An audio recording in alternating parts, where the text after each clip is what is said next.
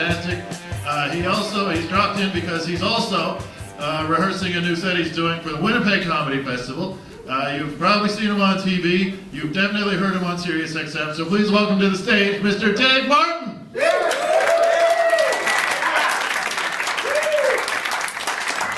Thank you. Give another big hand for your host, MC Ron Sparks, everybody. Screw these people. These guys have been bugging me all night. Thank you. It is good to be here tonight. My name's Dave. I'm in my early 40s and I do not have kids, and I'm okay with that. You people know me very well. You were way too thrilled the fact that I don't have kids. You don't know what an amazing thing that is. I am not passing this on to the next generation. Oh my God, you made me feel good for all the wrong reasons. But I'm a homeowner now, so that's kind of adult-ish, I think.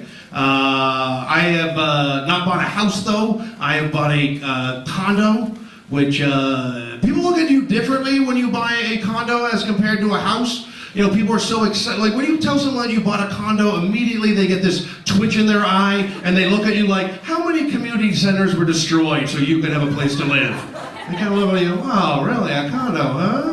All right. But when you buy a house, oh my God, people are so excited. It's like you adopted a baby and you were going to raise it properly and it's going to become a doctor, right? And it's going to do so many great things in the world. But when you buy a condo, it's like you adopted like a toddler with a teardrop tattoo, you know? That does not play well with any other kids. In fact, it kicks out other kids in the sandbox. It makes it harder for those kids to live in the neighborhood that they lived in their entire life. That's what a condo is, right? It's too much.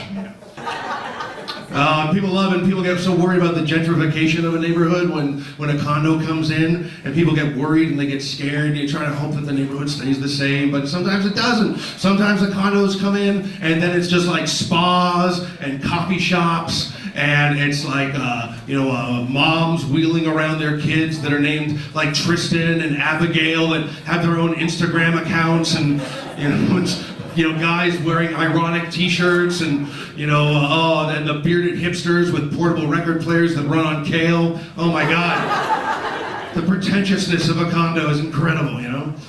I've accepted the fact that probably I'm never going to have a lawn. I'm never going to yell at kids to stay off of it. I'm never going to have a basement, I'm never going to have that extra storage space that I can hide all my secrets in. I'm never going to have that space that I have to tell friends of mine, listen, if I ever die, there's a box labeled, do not look into. It's only for destroying, I'm going to have to put that box somewhere in my condo. It's going to be horrible, man. When you are a renter, you do not really give a shit about the place that you live in. Every problem is someone else's problem because you are secure in the fact that you are not going to live there for very long. You're like, oh yeah, that mold over there. Oh yeah, I'll take care of that one day. Or the next person will, shit like that. Basically when you were renting, it's like you were really in a really expensive hotel room with all your stuff in it and shitty housekeeping. That's what it is. But when you buy a place to live in, all of a sudden it's sort of like, well, I could die here. It's now I'm in a coffin with all my own stuff in it. That's what you look at it. But before the place was completely built, though, I actually visited the place because it was like an old factory that made toothpaste, and they just renovated it, and now people live in their little boxes there. And when I got there, I visited the building before it was built, and it's surrounded by this gigantic mesh fence. And I'm standing there, and I'm looking at the building, the place where I'm eventually going to live in, and I couldn't help but notice there was a condom stuck through the mesh fence surrounding the building. And my first reaction was, holy shit, this place isn't even built, and someone is loving it, And I'm sure, love the building, if that's what they were sort of getting off on. But I also like to think that maybe there was someone else on the other side of the fence.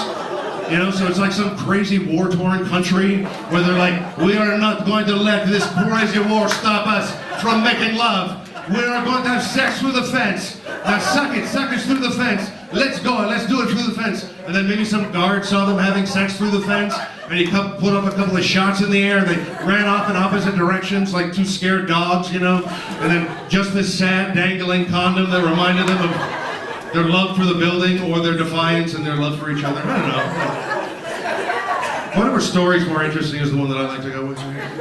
But yeah, we have a Facebook page too for people that like rat out people on the building, you know, and like, whose dog took a shit in the elevator? Very pressing issues, and like, you know, and I'm sitting there going, I hope it was just a dog. That's all I'm hoping for.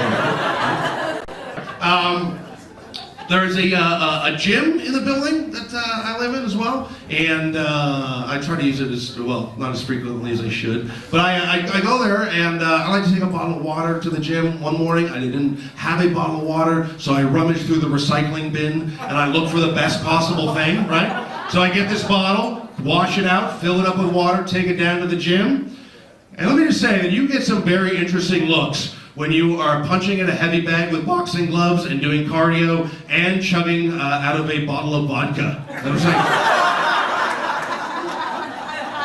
When there's water in it, it's now a bottle of water, thank you.